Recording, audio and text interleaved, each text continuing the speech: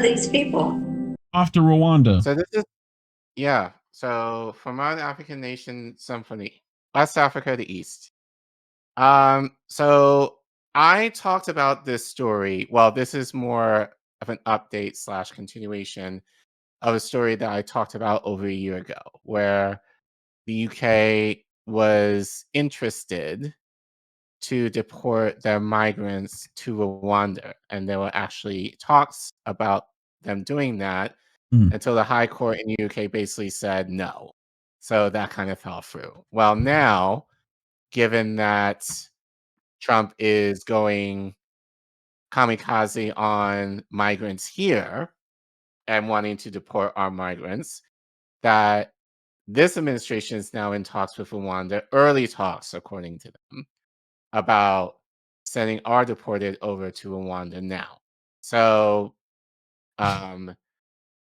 yeah. So let's do this. So I actually have a clip. I'm going to split it in two parts. We're going to get into more of the details of what's happening regarding this and Trump. And then we'll get into an article that gives more details about it. Shout out to Brett Wilkins from Common Dreams. And then we'll play the second half of the video clip where there's an actual interview regarding this matter. So essentially it'll be in two parts with an article in the middle. So, but let's give our audience kind of a reminder or update of this story while we play this first part first, and then we'll get into it. Oh, this clip is, by the way, from First Post Africa. Hello and welcome. We begin the show with Rwanda. The country is exploring a deal with the US to host deported migrants. Rwanda's foreign minister has confirmed that talks with the Trump administration are in the early stages. These discussions come when the US president is pushing a hardline immigration agenda. The details of the plan are still unclear, but if it goes through, Rwanda could become the first African nation to sign such a deal with the US. President Trump has launched sweeping immigration crackdowns since returning to the White House. He has declared war on undocumented immigrants, called them the most despicable human beings, and even offered $1,000 to migrants who leave the US voluntarily. Rwanda, for its part, has been trying to position itself as a destination for expelled migrants. It claims refugees in the country are safe and given options to rebuild their lives. For more than 30 years, the Rwandan government and its people have worked hard to make this country secure. There's a wide range of options. You can become a refugee, a migrant, a resident, even acquire Rwandan nationality, or return home if you wish. You can also legally immigrate to Europe, Canada, or elsewhere.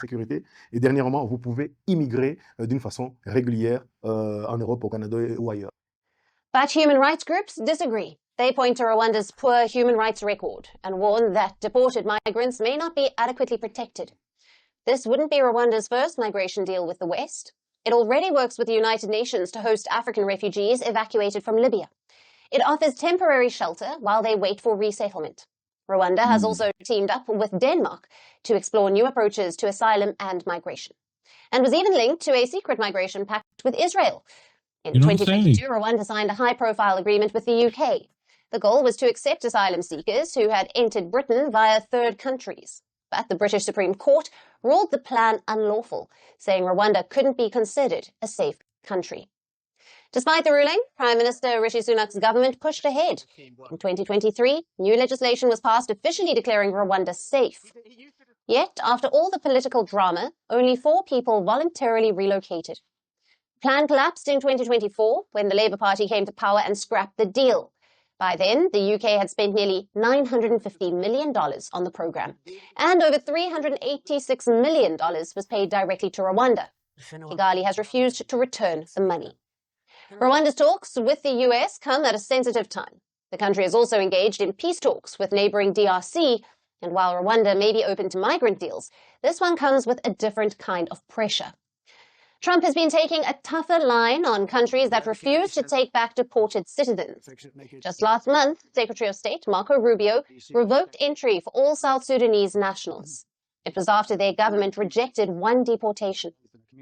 So what will Rwanda do next? Will it strike a new deal with America? Or will it hesitate, knowing the risks and political costs? Okay. Okay. So just giving you a timeline from a couple of years ago to now. So now we're up to date, given the story that I reported on over a year ago. So now let's go into more of the meat. Shout out to Brett Wilkins, who wrote this in Common Dreams, where he writes, Rwanda confirms talks with Trump administration to take deported migrants.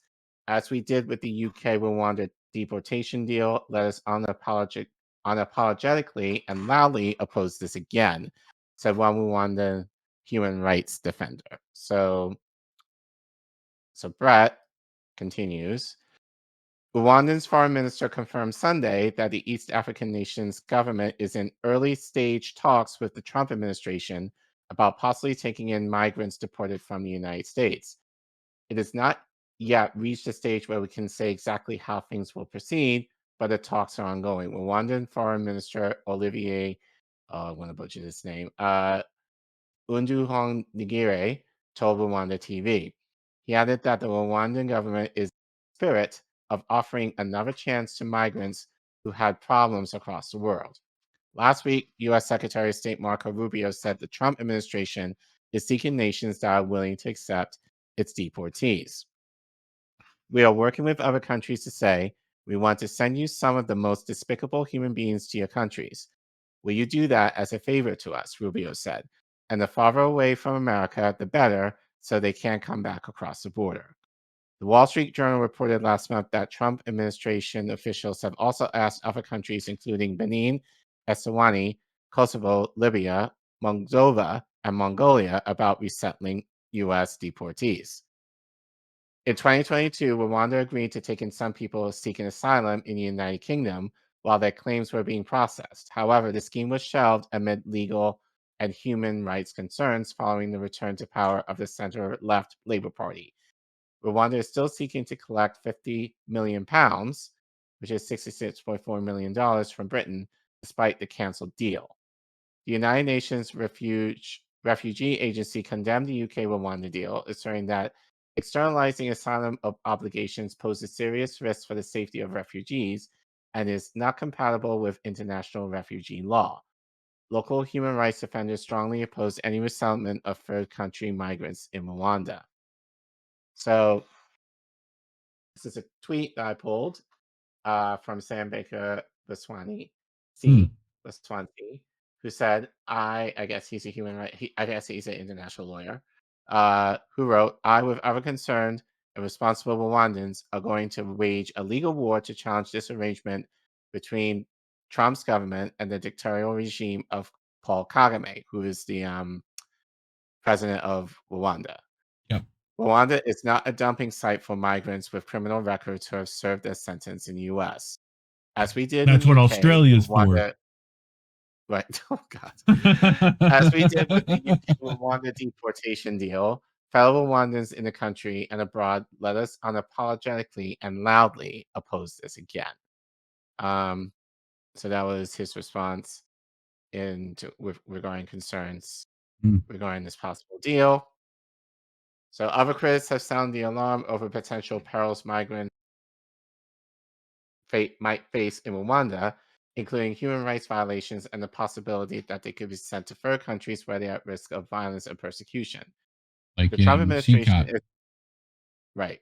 The Trump administration is facing legal challenges to its mass deportation efforts, which include sending immigrants to the U.S. military base at Guantanamo Bay, a notorious terrorism confinement center prison in El Salvador. President Donald Trump has even proposed deporting U.S. citizens to CCAP. Yep. So he's actually asked about this on Meet the Press. Well, just generally how this relates to the Constitution. So, so no, just see. Rolling. So let's talk about this, because obviously you've had a back and forth with the Supreme Court. In a 9-0 decision, the Supreme Court directed your administration to facilitate the return. You've talked about this in the past, of Kilmar Abrego Garcia from a prison in El Salvador, whose deportation your administration called an administrative error.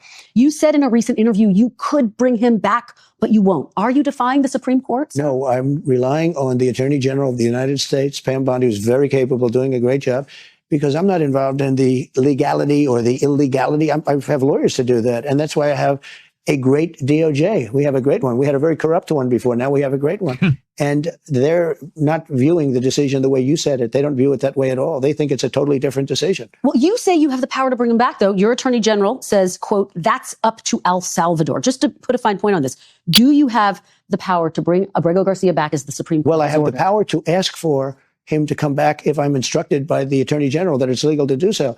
But the decision as to whether or not he should come back will be the head of El Salvador. He's a very capable man. Well, you know, and your Attorney General has said the issue is with that word facilitate. Will you seek clarification from the Supreme Court? Do you need to go back to the Supreme Court? We may do that. I was asking about that. We may do that. Your Secretary of State says everyone who's here, citizens and non-citizens, deserve due process. Do you agree, Mr. President? I don't know. I'm not a lawyer.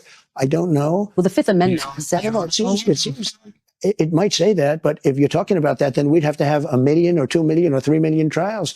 We have thousands of people that are some murderers and some drug dealers and some of the worst people on earth. But some of the worst, most dangerous people on earth. And I was elected to get them the hell out of here. No, and the courts are holding me from doing it. But even given those numbers that you're talking about, don't you need to uphold the Constitution of the United States as president? I don't know.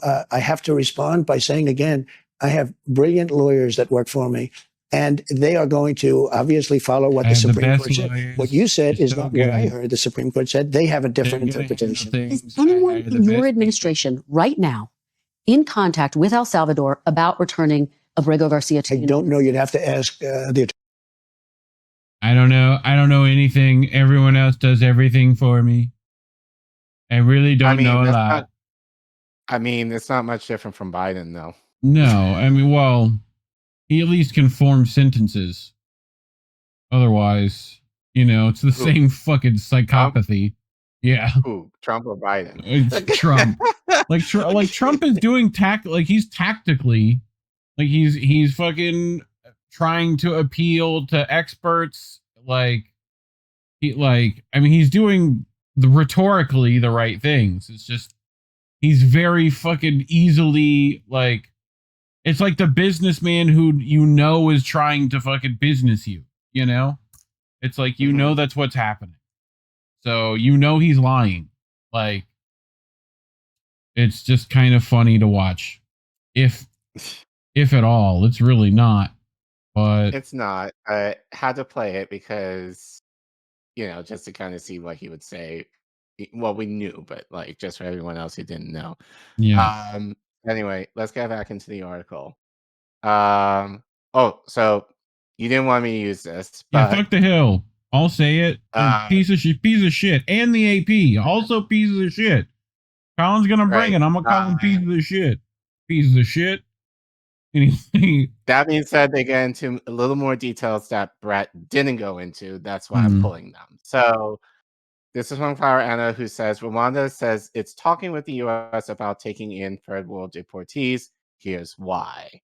So the negotiations mark an expansion in U.S. efforts to deport people to countries other than their own. It sent hundreds of Venezuelans and others to Costa Rica, El Salvador, Panama, but has yet to announce any major deals with governments in Africa, Asia, or Europe.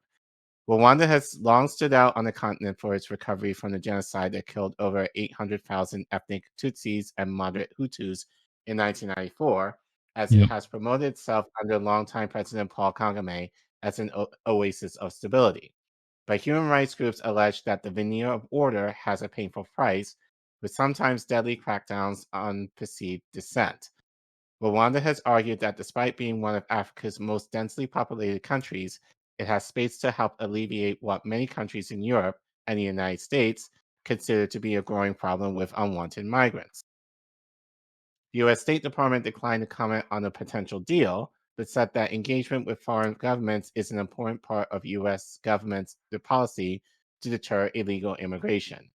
Local media reports in Rwanda have suggested the U.S. likely would fund a program to have migrants integrated into society through stipends and job assistance initiatives. So why can they do that here? Mm-hmm. Like, why they have to do it in another country? Because it's So- just all optics. It's just we got to get the illegals out. That's it. There's, Right. you know, But yeah, just thought that's why I kind of wanted to pull this, just to kind of see you could do that here. And Yeah. probably not to say you do it better, but address the reason why they're here versus sending them away. And that's the thing that people are not necessarily talking about. It's why immigrants so willing to come into the country to begin with. And Right. more often than even not, if that is the case, because studies have shown they're leaving. So right. I think it's They're not necessarily coming here anyway. mainly marketing from, you know, like, as well as just kind of heads on a spike kind of stuff, because they're using that already to be like, oh no, we'll also deport you if you say bad stuff, not just because we Right. can deport you. So it's just kind of saber rattling, you know. Right. But Anyway. human rights advocates have long raised concerns over deaths in Rwandan custody over some perceived government critics, as well as the alleged killings of others who sought exile in places like South Africa. Rwanda at times has responded with angry denials to reports documenting human rights abuses, including the abduction and imprisonment of a U.S. resident who was tricked onto a Kigali-bound aircraft while visiting Dubai. He was later freed after Biden administration pressure. Rwanda is also criticized over his aggressive military actions in the region. United States experts have documented, scroll down, please. Yep, sorry. Documented Rwandan support for the rebel uprising that this year seized 2 cities in neighboring Eastern Congo, an area rich with mineral wealth. And we talked about that story maybe about a month ago. Your Yep. Legend to John Legend, not knowing that. Right. So, but still wanting to do a concert in Kigali anyway. The unrest led to fears of a resurgence of regional war, and a number of Western countries cut relations or restricted aid. Rwanda has said it is defending ethnic Tutsis in Congo. The Trump administration, which sanctioned a Rwandan government minister and cited links to the rebels, is trying to broker a peace deal. Agreeing to take in deportees from the U.S. could improve Rwanda's standing with Washington and others. So essentially, Rwanda is willing to be the U.S.'s lapdog in the guise of actually saying that it's a stable country, which I'll argue, having visited there, sure, but it's a veneer. Yeah, it's more or less what the West is wanting that perception to be. And I'm going to say this to probably the disappointment of some of Rwandan friends. I'm sorry, but it's all Western influenced. It's not necessarily out of, local Rwandans, kind of like what we're seeing in Burkina Faso, wanting to elevate their people to split away from the West. This is Uganda's way of kind of bringing the West in. So, so no rando on them for that.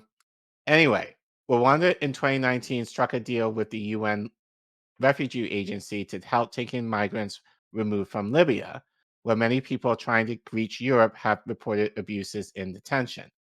The U.S. said the transit center in Rwanda has capacity for 700 evacuees.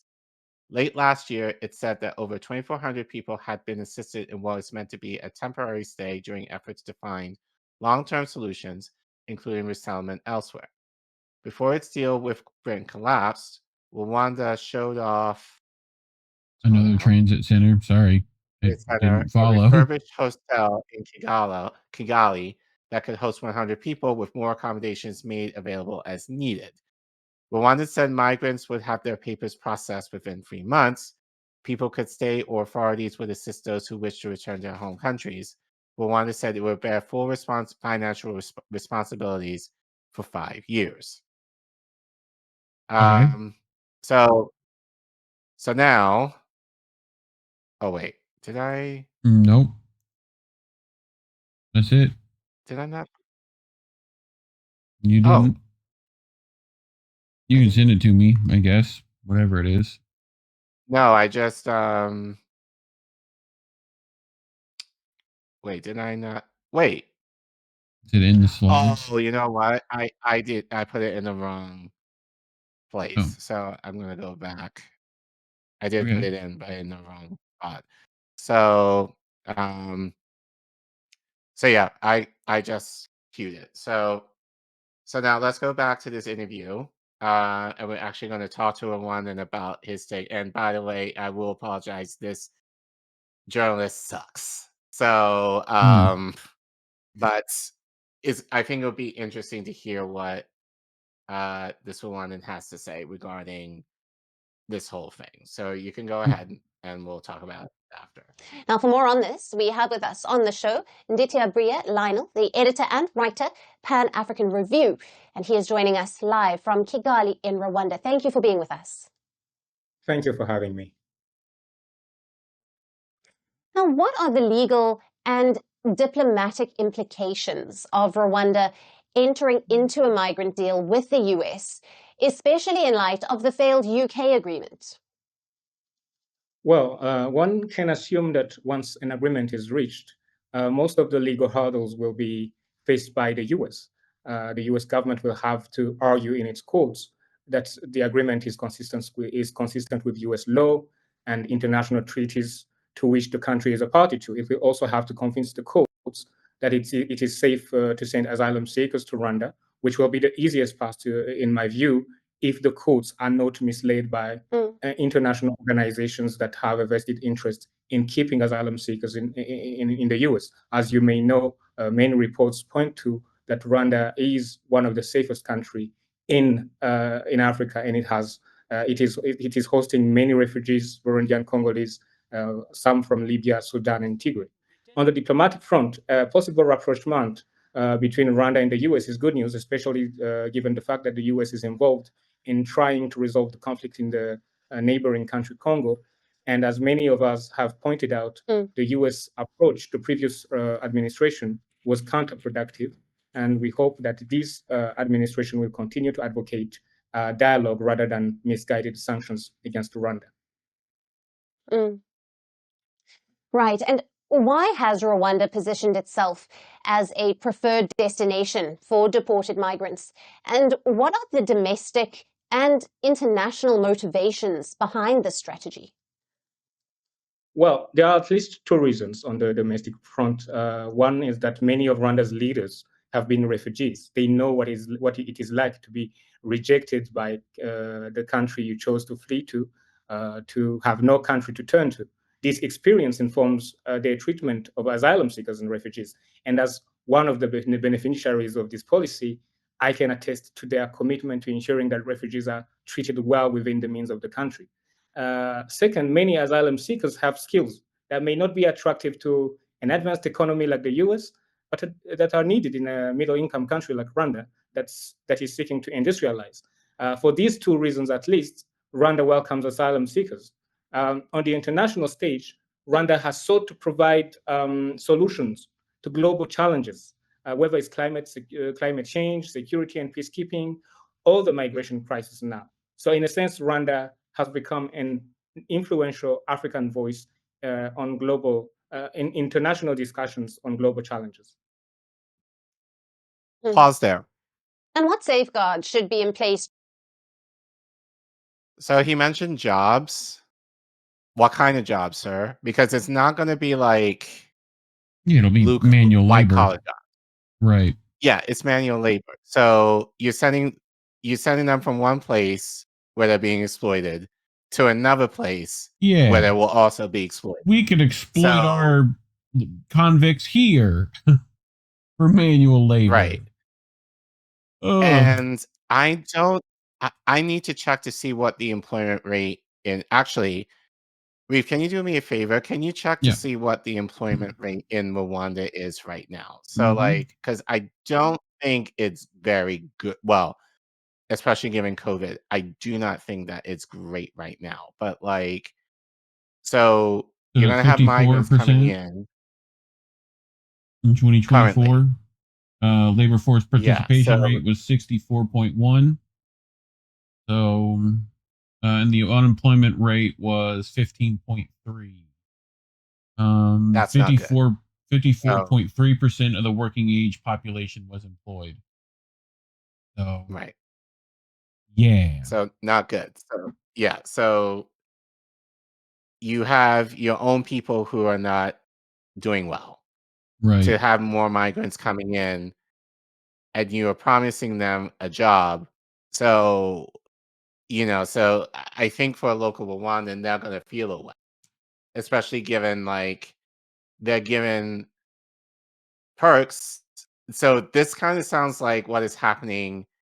I just made this connection. This sounds like what is happening to migrants here when they first get here and coming into like blue cities, Yeah. that all these mayors are giving them all these perks to the detriment of the locals who are living there. So it's just the same thing in reverse, but the African version of that. So, Yeah. but they're doing it in the guise of, oh, we understand, like many of us ourselves, we go from a genocide ourselves, so we want to be able to kind of, return the favor of how the West has really placated us in terms of what happened post-genocide, that we want to be, in good standing with the West, that we're willing to take in their leftovers, essentially. And they didn't say it, but for money or the potential of money Well, and to come protection into. and desanctioning and all Right. that fun stuff.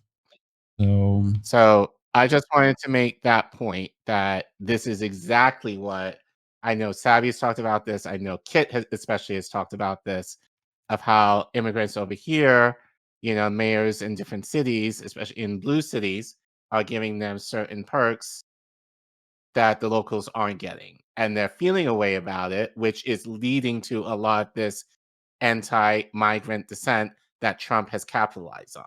So very ironic that in sending them away, they're doing the very thing that MAGA is complaining about, which I think is kind of funny. But of course, it's Africa, so people are not going to care. Out of sight, out of mind. So, funny how that works. Exactly. Which is the point. Go ahead. Hmm. Go ahead. And what safeguards should be in place to ensure the rights and welfare of migrants relocated to Rwanda under such agreements, given past criticisms of similar deals? Well, I can think of three. Ideally, migrants should be able to choose the country to which they wish to go, provided that country agrees to receive them. They should have access to free legal advice once they are in that country. They should also have the means to support themselves for a specified period of time. Other safeguards, of course, will depend on the content of the agreement the US will have with third countries, including Rwanda. Right. Thank you very much for being with us on First Post Africa. Thank you for having me. Yeah. So yeah, it's just overall just taking away our undesirables, so to speak, and putting them in another country potentially where I would almost argue they will also be kind of undesired.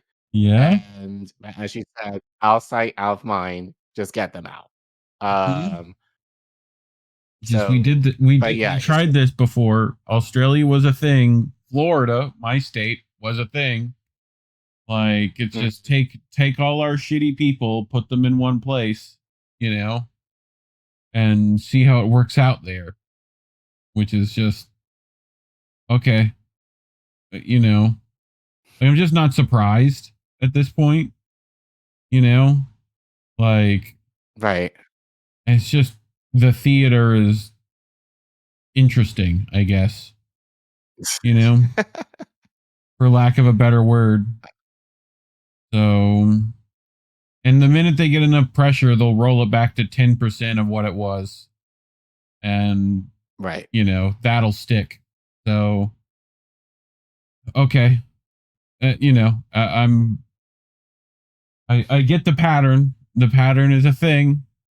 Now people just have to figure out the pattern. But Right.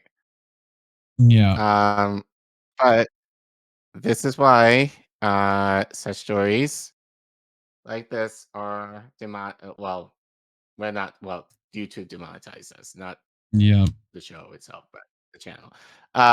So if you want to support us, or if you want to definitely hear more stories like this, you can scan the QR code AC at your screen, or you can go to the Ko-fi link AC at the bottom of your screen.